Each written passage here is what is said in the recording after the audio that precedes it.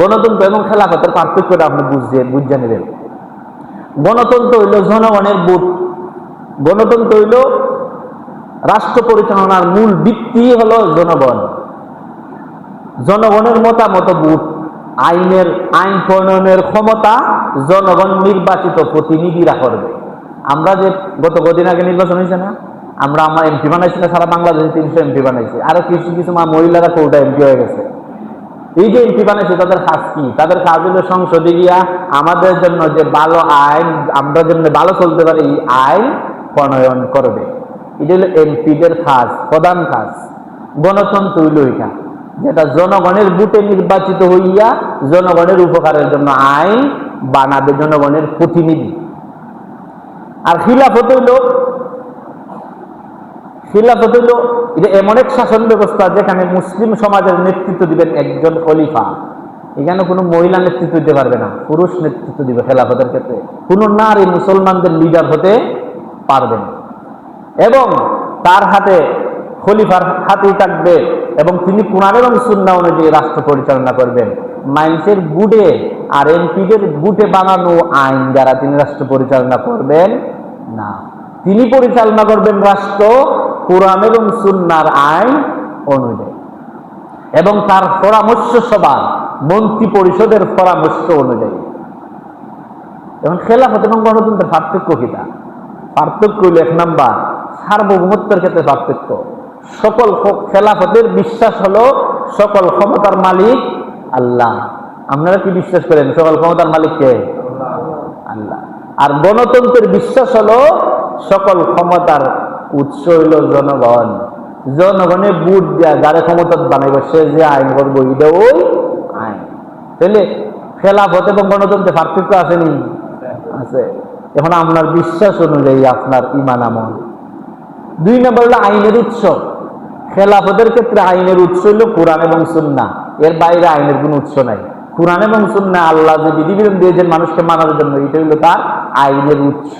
এটার আলোকে বিভিন্ন আইন বানাতে পারবে। আর গণতন্ত্রে আইনের উৎস হলো আপনার সংসদ এবং সংবিধান। সংসদ, আমাদের দেশে সংসদ আছে না, এই সংসদ যে আইন বানাবে কালকে যদি হয় সবাই দাঁড়ায় মুততে হবে, এটা রাষ্ট্রের আইন। কালকে যদি সংসদে একটা আইন পাস হবে সবাই মদ খাইতে হবে, এটাই করতে হবে, এটা রাষ্ট্রের আইন, মানতে হবে। এই রাষ্ট্রের আইন, গণতন্ত্রের রাষ্ট্রের আইন পাস হয় সংসদে এবং সেটা লিখিত হয় সংবিধানে। আর সেই সংবিধানের আইনি মানুষ, গণতন্ত্রের রাষ্ট্রের মানুষ মানতে বাধ্য, মানতে হবে। না মানলে রাষ্ট্রদ্রোহী মামলা হবে, ফাঁসি হবে। তাহলে খেলাফত এবং গণতন্ত্রের পার্থক্য আছে। 3 নম্বর হলো শাসক নির্বাচন। খেলাফতের ক্ষেত্রে শাসক নির্বাচন হয় শূরা এবং বায়াতের মাধ্যমে। শূরা বুঝেননি? মন্ত্রী পরিষদ, দেশের সবচেয়ে জ্ঞানী গুণী ব্যক্তি যারা, তাদের মাধ্যমে একটা আপনার কিতাব বোর্ড থাকবে, তারা এবং পূর্ববর্তী খলিফা ইচ্ছা হলে পরবর্তী একজন উপযুক্ত থেকে তার কাছে বায়াত দেওয়া যাইতে পারেন। এই 2 পদ্ধতিতে হবে। আর গণতন্ত্রে আপনার খলিফা নির্বাচন হয় ভোটের মাধ্যমে। তাহলে 2টার পার্থক্য আছে। এবং গণতন্ত্রে ভোটারের কোনো যোগ্যতা লাগে না, ভোটার জন্য আপনার দেশের নাগরিক হইলেও চলে। কিন্তু খিলাফতে আপনার রাষ্ট্রে ভোটারের যোগ্যতা লাগে। ভোটার বলতে মানে মন্ত্রী পরিষদের সদস্য হইতে গেলে আপনার যোগ্যতা লাগবে। যে কোনো মানুষ ভোট দিয়ে সরকার বানাতে পারবে না, খলিফা বানাতে পারবে না। যোগ্য লোক যোগ্য খলিফা বানাবে। আর গণতন্ত্রে দেশের নাগরিক হইলেই আপনি ভোট দিয়ে আপনার রাজা বানাইতে পারবেন। এই জন্য গণতন্ত্রের মধ্যে ভোট দেওয়ার অধিকার পাগলেরও যেমন আছে, সুরেরও আছে, ডাকাইতেরও আছে, উজুরেরও আছে, পীরেরও আছে, দরবেশেরও আছে, বাটফার সিডারেরও আছে। যেমন বাটফার সিডার যদি বেশি হয় তো তাদের প্রধান বানাবে বাটফার সিডার, আর পালা মানুষ যদি বেশি হইতে পালা মানুষ। এটা এই জন্য জনগণের যে জাত তার রাজা হয় এই জাত গণতন্ত্রের মাধ্যমে। কিন্তু খেলাফত সিস্টেমে এই ধরনের সিস্টেম নাই। আইন পরিবর্তন মৌলিক যে পার্থক্য, শরীয়তের সীমার মধ্য থেকে খলিফা আইন পরিবর্তন করতে পারবেন, নিজের ইচ্ছা মতো আইন পরিবর্তন করতে পারবেন না। কিন্তু গণতন্ত্রে আপনার সংসদের সিদ্ধান্ত অনুযায়ী আইন পাস হইব। যেমন আমরা দেশে কতবার সংসদের আপনার সংবিধান কি হয়, সংস্কার হয় না, এই পর্যন্ত 17 বার না 19 বার আপনার সংবিধান সংস্কার হয়েছে, আইন পরিবর্তন হয়েছে। তাহলে এই দলে হয় একজাত, এই দলে হয় একজাত, এই দলে হয়তো এই আইন ফাঁস করছেন আমরা মারার লাগি, এই দলে হয়তো আমরা ফাঁসি খেবার লাগি, এর লাগে আইন পরিবর্তন করে ফেলে। কিন্তু খেলাফত রাষ্ট্রে ইচ্ছা মতো দল পারবে না আইন পরিবর্তন করতে। এটা কোরআন সুন্নাহর আলোকে মজলিসে শুরা যে সিদ্ধান্ত দিবে সেটাই করতে হবে। সর্বোচ্চ কর্তৃত্ব মানে সবচাইতে ক্ষমতার রাষ্ট্রের মধ্যে কে থাকবে?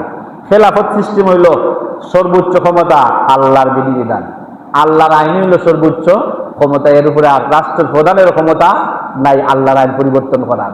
যেমন আল্লাহর একটা আইন হলো আপনার কি করা যাবে না, ডাকাতি করা যাবে না, চুরি করা যাবে না। খলিফা যদি অনুমতি দেওয়া দেয় বলে আইন চুরি করা যাইব আমার দেশে, তাহলে এই খলিফাকে পরিবর্তন করে ফেলতে হবে।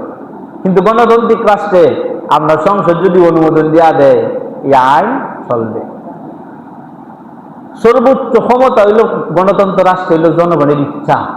জনগণ যদি ইচ্ছা করে, বর্তমানে এক সরকার আছে, ইচ্ছা করলে কালকে আন্দোলন করে লামাইয়া দিতে পারবে। কিন্তু খেলাফত সিস্টেমে এটা হবে না। যদি খলিফা দোষী হয় অবশ্যই তাকে লামাই দিতে হবে, নির্দোষী হইলে লামানো যাবে না। কিন্তু গণতান্ত্রিক রাষ্ট্রে আমরা প্রতিষ্ঠিত সরকার থাকলেও জনগণ ইচ্ছা করলে আজকে রাখবো কালকে বিদায় করে দিব। এটা হলো গণতন্ত্র। এই হলো গণতন্ত্র, মানুষের তৈরি বিধিবিধান আইন এবং আল্লাহর তৈরি বিধিবিধান আইনের আমি কয়েকটা মৌলিক পার্থক্য দেখাইলাম। আল্লাহ বলেন তোমরা যদি পরিপূর্ণ ইমানদার হও তাহলে আমি তোমাদেরকে খেলাফত দিব, গণতন্ত্র দিব না, পুঁজিবাদ দিব না, সমাজতন্ত্র দিব না, মানুষের তৈরি বিধিবিধান আইন দিব না।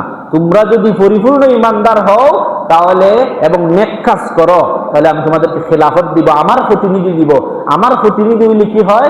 খলিফা হইলে তিনি আল্লাহর প্রতিনিধি, আল্লাহর আইন জমিনে বাস্তবায়ন করবে আর মানুষও আল্লাহর আইন মানবে। আর যদি খলিফা না হয় তাহলে আইন করবে মানুষ, এই মানুষের আইন মানুষে মানবে। এজন্য মানুষের আইন মাইনা মানুষ কখনো শান্তিতে বসবাস করতে পারবে না। কারণ দুনিয়ার সমস্ত মানুষের ব্রেইন যদি আকল যদি একত্রিত করা হয় আল্লাহর আইনের ক্ষেত্রে, আল্লাহর আকলের ক্ষেত্রে সামান্য দ্বারের কাছে যাবে না। সুতরাং মানুষের তৈরি আইন দ্বারা মানুষকে শান্তিতে বসবাস করতে দিবে না, থাকতে দিবে না। একমাত্র আল্লাহর তৈরি আইন দ্বারাই আল্লাহর তৈরি মানুষ এই পৃথিবীতে শান্তিতে বসবাস করতে পারে। আল্লাহ রাব্বুল আলামিন যেন আল্লাহর তৈরি আইন আমাদেরকে মানার তৌফিক দান করেন। আসসালামু আলাইকুম ওয়া রাহমাতুল্লাহি ওয়া বারাকাতুহু।